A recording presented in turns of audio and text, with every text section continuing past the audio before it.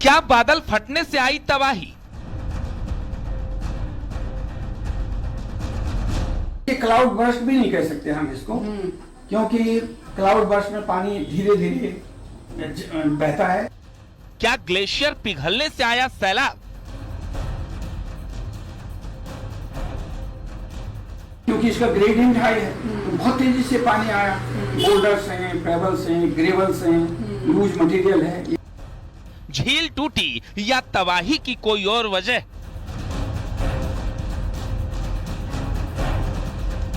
पानी कहां से आया? तो इसका मतलब ऊपर कोई न कोई ताल टूटा है, कोई छोटा मोटा ताल रहा होगा, टूटा, टूट करके बाहर। धराली की तबाही की 3 थ्योरी।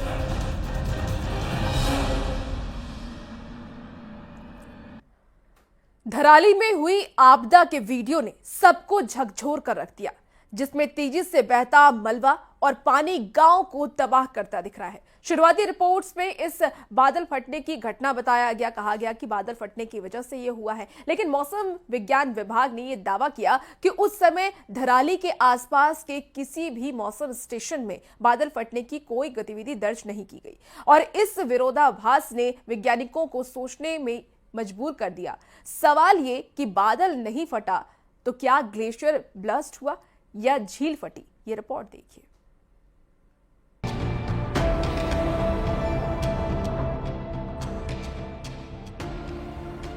उत्तरकाशी जिले में बसी धराली गांव में आई तबाही ने मौसम वैज्ञानिकों को हैरान कर दिया है। समुद्र तल से करीब 2745 मीटर की ऊंचाई पर बसा ये गांव कुछ ही पलों में मलबे और पानी के सैलाब में डूब गया।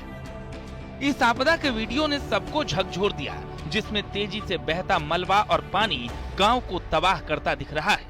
शुरुआती रिपोर्ट्स में इसे बादल फटने की घटना बताया गया, लेकिन मौसम विज्ञान विभाग ने दावा किया कि उस समय धराली के आसपास के किसी भी मौसम स्टेशन में बादल फटने की कोई गतिविधि दर्ज नहीं हुई। इस विरोधाभास ने वैज्ञानिकों को सोच में डाल दिया है।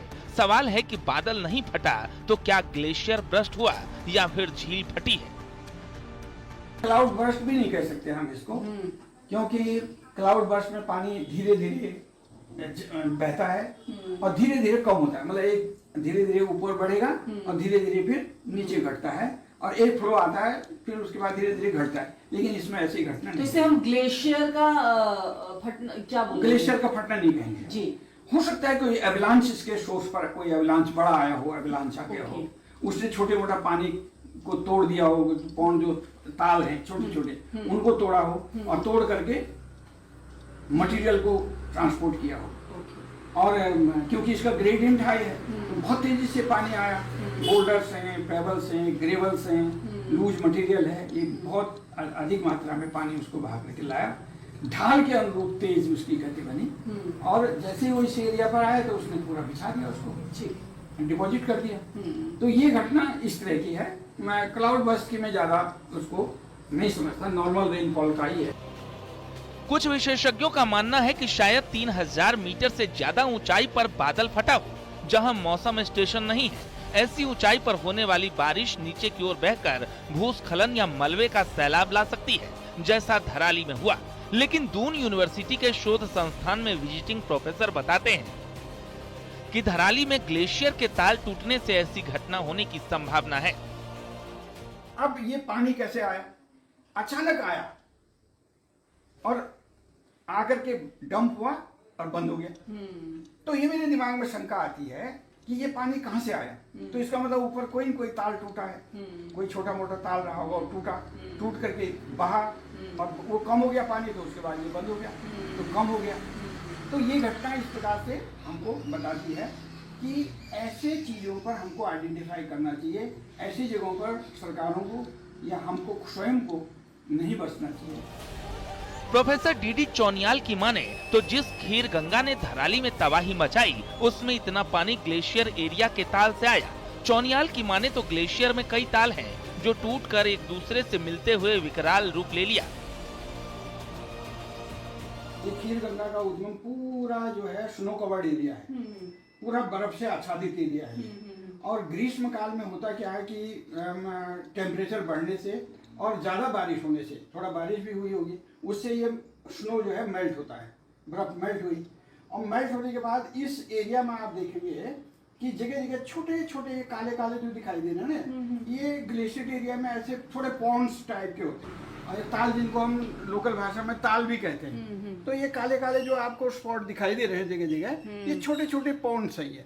अब क्या हुआ है कि इस सीजन में ज्यादा बारिश होने से और बर्फ के पिघलने से वो पॉन्ड भर गए, और भरने के बाद हो सकता है कि कोई छोटा मोटा हो सकता है कि कोई छोटा मोटा पॉन्ड टूट गया हो, और टूटने के बाद उसने नीचे वाले दूसरे पॉन्ड को भी और पुश कर दिया, तो पानी और ज्यादा बढ़ गया, फिर नीचे की तरफ और बढ़ गया। अब ये सब पानी एक साथ इकट्ठा हो गया। इकट्ठा होने के बाद इस एरिया में होता क्या है कि ये जो मोरेनिक मटेरियल होता है, ग्लेशियर के द्वारा लाया गया अनकंसोलिडेटेड मटेरियल होता है, सब बिखरा हुआ, बोल्डर्स, पेबल्स, ग्रेवल्स, सैंड सब होता है उसमें, वो बहा करके लाया। जब पानी आया तो वो मटेरियल लूज मटेरियल बहा करके गया, ये गया नीचे की साइड में। और यहाँ खास बात यह है कि जो ये नदी है खीर गंगा, इसका ग्रेडियंट भी बहुत हाई है। आईएमडी के आंकड़ों के मुताबिक उस दिन धराली के आसपास बादल फटने का कोई रिकॉर्ड नहीं है, लेकिन जानकार अब इस पर रिसर्च की बात कह रहे हैं, जिससे पता चल सके कि इस आपदा के पीछे की असली वजह क्या है। Bureau report, news 18।